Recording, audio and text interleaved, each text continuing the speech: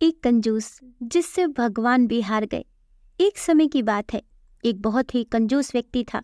उस व्यक्ति का नाम दानचंद्र था। उसके पास धन तो बहुत था, परंतु उसने कभी किसी को दान नहीं किया था।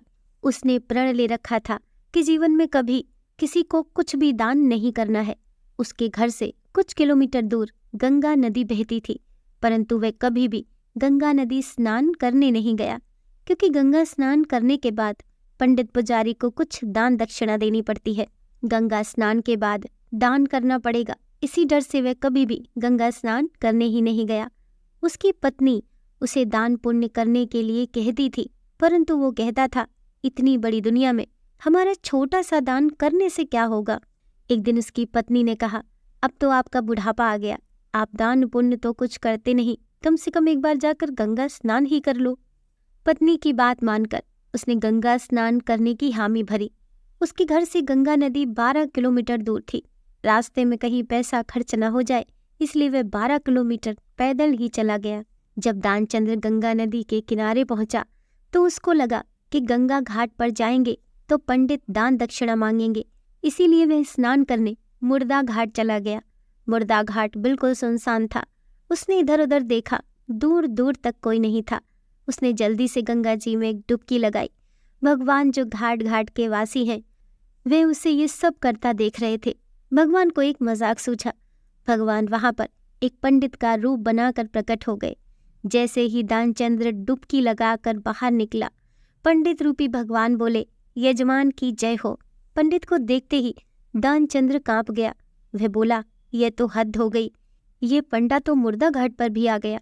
पंडित ने बताया कि मैं एक संतोषी ब्राह्मण हूँ और एकांत में यहाँ मुर्दा घाट पर ही पड़ा रहता हूँ। यहाँ पर कभी कभी आपके जैसा कोई यजमान आ जाता है और मेरा साल भर का इंतजाम इकट्ठे ही कर देता है। आज आप आए हैं, आपको मेरा 1 वर्ष का इंतजाम करना है। दानचंद्र बोला, मैं इतना दान नहीं कर सकता।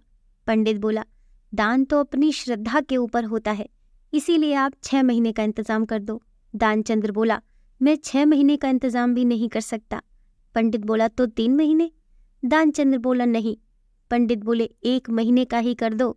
दानचंद्र बोला, मैं 1 महीने का तो क्या, मैं 1 दिन का इंतजाम नहीं कर सकता। अब पंडित ने कहा, आपको कुछ न कुछ तो दान करना ही पड़ेगा, नहीं तो हम आपको जल से निकलने नहीं देंगे। थक हार कर दानचंद्र बोला, 1 आने का दान करूंगा, वो भी उधार। मेरे पास अभी तो कुछ नहीं है, इसीलिए मेरे घर जाकर 1 आना ले आना। पंडित ने दानचंद्र को 1 आना दान करने का संकल्प दिलवा दिया। दानचंद्र ने सोचा, मेरा घर तो यहाँ से 12 किलोमीटर दूर है, यह पंडित 1 आने के लिए इतनी दूर थोड़ी आएगा। इसीलिए वह संकल्प लेकर अपने घर आ गया। घर पहुँचते पहुँचते शाम हो गई थी। वह इतनी दूर चलकर आया था, इसीलिए थक गया था। वह सोने जा ही रहा था, तभी उसके दरवाजे पर उस पंडित ने दस्तक दी। पंडित बोले, यजमान की जय हो। दानचंद्र की पत्नी ने दरवाज़ा खोला। वह पंडित को देखकर लौटी और दानचंद्र से पूछा, क्या किसी पंडित को कुछ दान देने की कहकर आए हो? दानचंद्र बोला, हाँ, मैंने एक पंडा को 1 आना देने का संकल्प लिया है।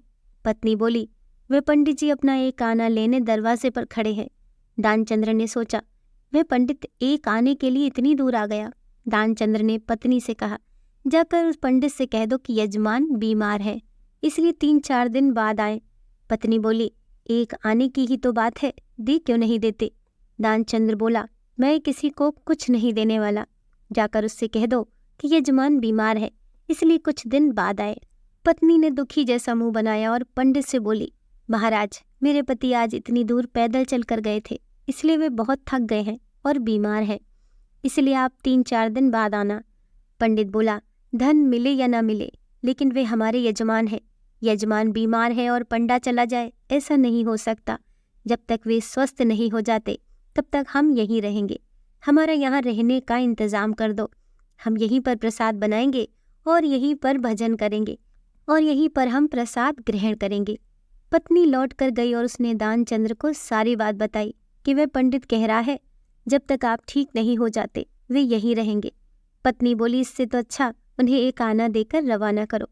दानचंद्र बोला, 1 आना क्या, ऐसे ही आता है, मैं उस पंडित को कुछ नहीं देने वाला। तुम जाकर उस पंडित से कह दो कि यजमान मर गए। दानचंद्र को योग का अभ्यास था, इसीलिए वह सांस रोक कर पड़ गया। पत्नी गई और उसने रोकर पंडित से कहा कि वह मर गए। अब तो पंडित बोले, अरे राम राम, यजमान चला गया, जब तक उसका अंतिम संस्कार न हो जाए तब तक हम कैसे जा सकते हैं। पंडित जी बोले, तुम महिला कहाँ कहाँ भटकती फिरोगी, हम सारे गांव में यजमान के मरने की खबर किए देते हैं। पंडित जी सारे गांव में खबर दे आए कि दानचंद्र जी मर गए। सारा गांव दानचंद्र के घर इकट्ठा हो गया, लेकिन दानचंद्र ऐसा विचित्र आदमी एक आना बचाने के लिए सांस रोके पड़ा था।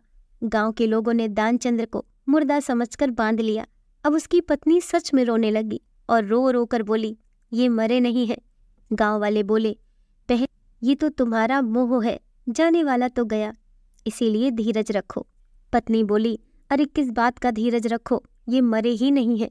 गांव वाले दानचंद्र को बांधकर अंतिम संस्कार के लिए ले गए।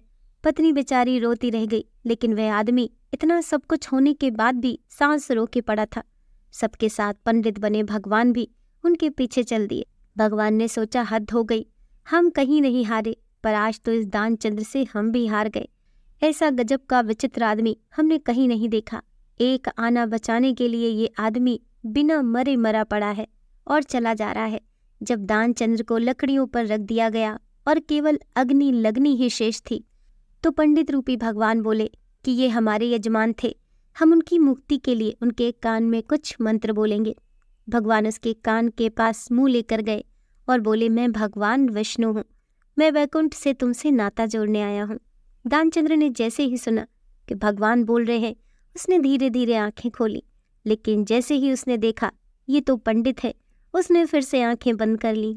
भगवान बोले, हम हार गए, हम तुमसे कुछ नहीं लेंगे, तुम ही हमसे कुछ मांग लो। दानचंद्र धीरे से बोला, वह एक आना छोड़ दो।